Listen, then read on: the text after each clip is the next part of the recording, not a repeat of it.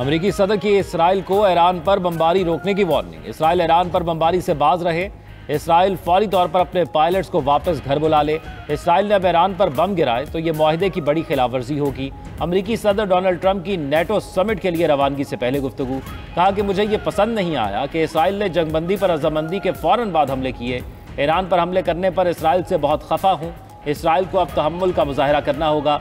Israel को जंगबंदी की खिलाफवर्जी नहीं करने दूंगा। ईरान और इसराइल दोनों से खुश नहीं हूं। दोनों ने जंगबंदी की खिलाफवर्जी की है। ट्रंप ने मजीद कहा कि ईरान की एटमी सलाहियतें खत्म हो चुकी हैं। ईरान अब कभी एटमी कुव्वत नहीं बन सकता। मशरिक़ वस्ता में नई सुबह का आगाज होने वाला है।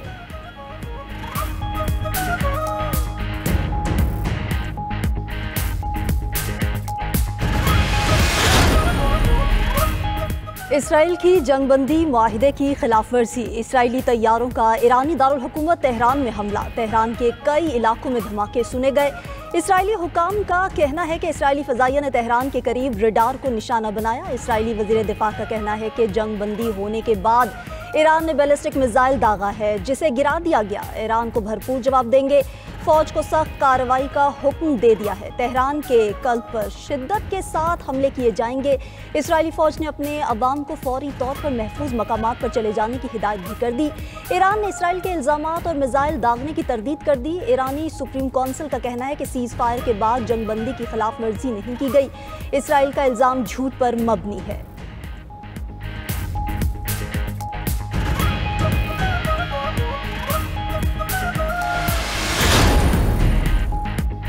ईरान और इसराइल में जंगबंदी। दोनों ममालिक ने सीज़ फायर पर इत्तफाक किया। अमरीकी सदर ट्रंप ने ईरान इसराइल जंगबंदी का ऐलान किया। फरीकैन पर सीज़ फायर की खिलाफ वर्जी न करने पर जोर। सोशल मीडिया पैगाम में लिखा कि दोनों मुल्क मेरे पास आए और अमन की बात की और दायमी जंगबंदी पर आमादा हो गए। ये 12 रोज़ जंग बरसों तक जारी रह सकती थी, लेकिन ऐसा नहीं हुआ।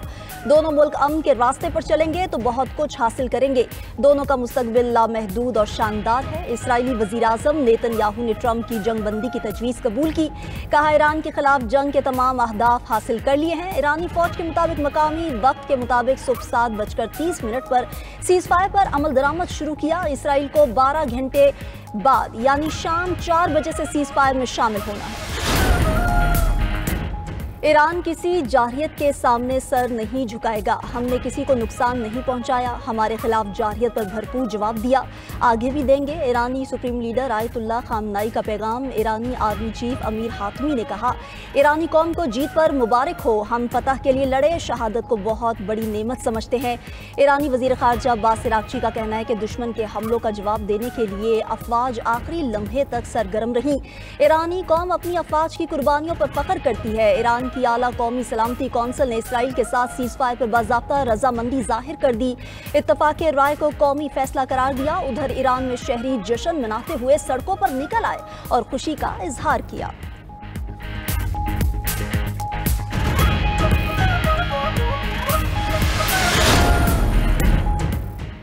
ईरान के हमले पर हमें हैरत हुई। कतर की सरजमीन पर हमला नाकाबिले कबूल और सफारती आदाब की खिलाफ वर्जी है। कतर में अमरीकी अड्डे पर ईरान के हमले की सख्त मजम्मत करते हैं। दोहा में लबनानी वजीर आजम के साथ न्यूज़ कॉन्फ्रेंस में कतरी वजीर आजम मोहम्मद बिन अब्दुर्रहमान जासिम ने कहा कि कल जो हुआ वो कतरी अवाम के लिए धचका था। कतरी एयर डिफेंस ने कामयाबी से ईरानी हमला नाकाम बनाया।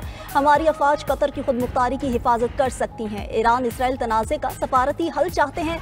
गजा में भी जल्द अज जल्द जंगबंदी की कोशिशें कर रहे हैं। लबनानी वजीर आजम नवाफ सलाम ने कहा कि ईरानी हमले पर कतर के साथ इजहार यकजहती करते हैं। इसराइली हमले भी ईरान की खुद मुख्तारी की खिलाफ वर्जी थे।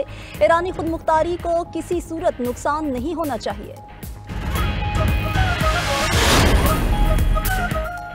तुर्क सदर रजब तैयब उर्दवान का ईरान और इसराइल के दरमियान सीज़ फायर का खैर मकदम। कहा कि इसराइल की जारहियत को मुकम्मल तौर पर बंद होना चाहिए। आलमी बरादरी और इदारों को ईरान इसराइल के दरमियान कशीदगी खत्म करने के लिए इकदाम करने चाहिए।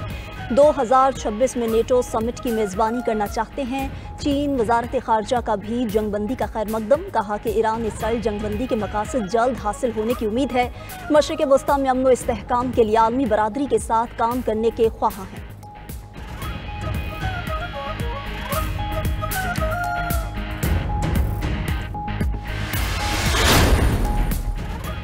रूस, जर्मनी, सऊदी अरब समेत आलमी ममालिक का ईरान इसराइल जंगबंदी का खैर मकदम।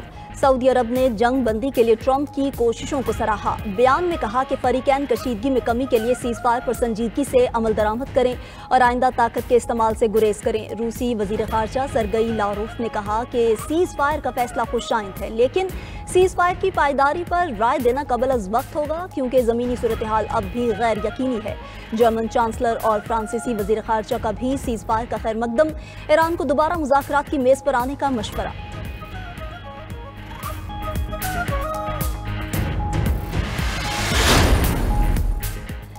वज़ीर-ए-आज़म शहबाज शरीफ का ईरान इसराइल जंगबंदी का खैर मकदम। सऊदी अरब के सफ़ीर से गुफ्तगू में कहा, हालिया कशीदगी के बायस तमाम ममालिक मुतासिर हुए, उम्मीद है जंगबंदी देर पा रहेगी।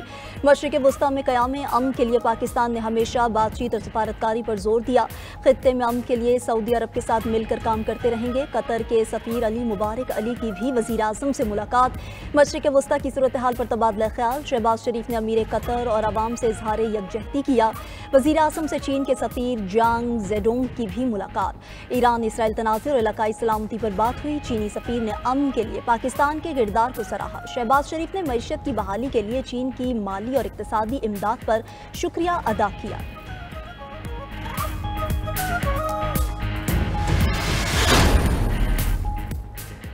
अमेरिका ने ईरान के साथ जंगबंदी के लिए बराह रास्त और बिलवास्ता बातचीत की। व्हाइट हाउस के मुताबिक अमरीकी नायब सदर, वजीर खारजा और मशरिक़ वस्ता के लिए खसूसी एलची ईरानी हुक्काम के साथ राब्ते में रहे। जेडी वेंस, मार्को रूबियो और स्टीव विटकॉफ ने बराह रास्त और बिलवास्ता बातचीत की। अमरीकी सदर ने इसराइली वजीर आज़म के साथ टेलीफोनिक राबता किया था। दोनों के दरमियान जंगबंदी मुआहिदे पर गुफ्तगू हुई।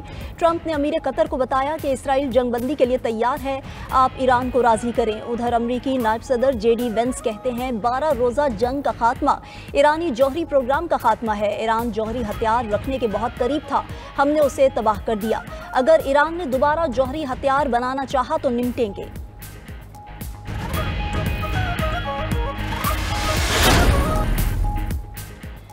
कतर ने अपने मुल्क में मौजूद अमरीकी अड्डों पर मिसाइल हमलों के बाद ईरान के सफ़ीर को तलब कर लिया। वाक़े पर शदीद एहतजाज करते हुए कहा कि सरहदी खुद मुख्तारी की खिलाफ वर्जी नाकाबिल कबूल है। कशीदगी से गुरेज और सफारतकारी की जानिब वापसी वक्त की अहम ज़रूरत है। गुज़िश्ता रोज़ ईरान ने अमरीका के खिलाफ ऑपरेशन बिशारुल फतह शुरू करते हुए मशरिक़ वस्ता में अमरीकी फ़ौजी अड्डों पर हमले किए। दोहा में अमरीकी एयरबेस अल उदैद को निशाना बनाया।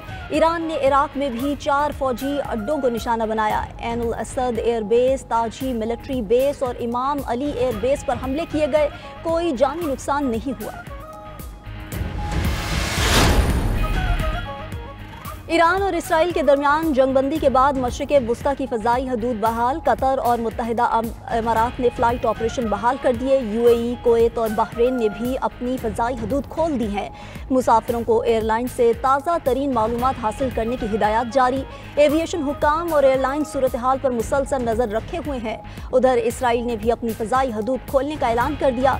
उधर PIA ने भी कतर, बहरीन, कुवैत और दुबई के लिए फ़ज़ाई ऑपरेशन बहाल कर दिया।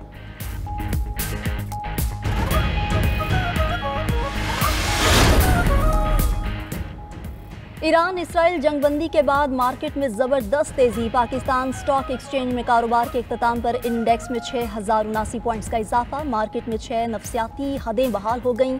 5.23% के इजाफे से 100 इंडेक्स 1,22,246 पॉइंट्स पर बंद हुआ। KSE 30 इंडेक्स 5% बढ़ने पर 1 घंटे कारोबारी अमल मुअत्तल रहा।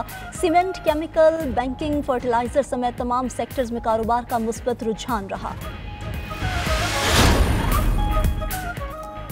ईरान इसराइल जंगबंदी के मुस्बत असरात। आलमी मार्केट में खाम तेल की कीमतें 12% तक गिर गईं। अमरीकी खाम तेल की कीमत $66.3 फी बैरल पर आ गई। बरतानवी खाम तेल भी 10% सस्ता, कीमत $69 फी बैरल पर आ गई। सोने की कीमत भी $57 कमी के बाद फी औंस $3,321 हो गई।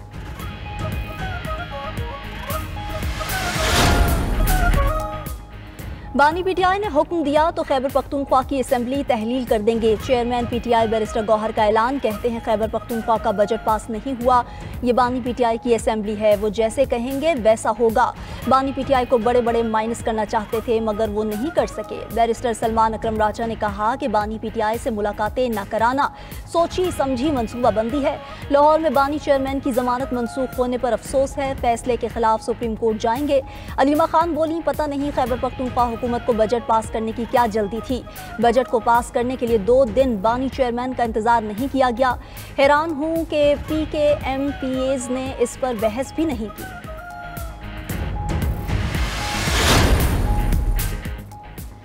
वज़ीर आला पंजाब मरियम नवाज का सोशल मीडिया पर नफरत अंगेज मवाद फैलाने वालों को फौरी गिरफ्तार करने का हुक्म। इजलास से खिताब में कहा कि कोड ऑफ कॉन्डक्ट की खिलाफवर्जी पर 0 टॉलरेंस होगी। सूबे भर में ड्रोन उड़ाने की पाबंदी पर भी सख्ती से अमल दरामद कराया जाए। मरियम नवाज ने मुहर्रमुल हराम के लिए सिक्योरिटी प्लान भी तलब कर लिया।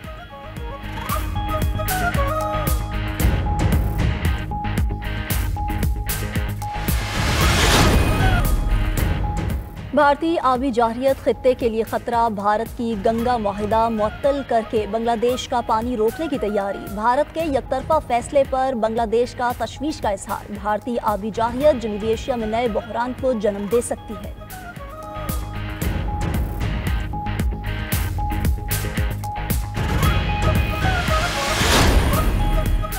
यूक्रेनी दारुल हुकूमत कैफ पर रूस का बड़ा हमला। 9 अफराद हलाक, 33 जख्मी। यूक्रेनी वजीर दाखिला के मुताबिक रूस ने रिहायशी इलाके में मिसाइल और ड्रोन हमले किए। अस्पताल और खेलों के ढांचे को नुकसान पहुंचा। यूक्रेन फजाइया ने दावा किया कि रूस ने 352 ड्रोन और 16 मिसाइल दागे।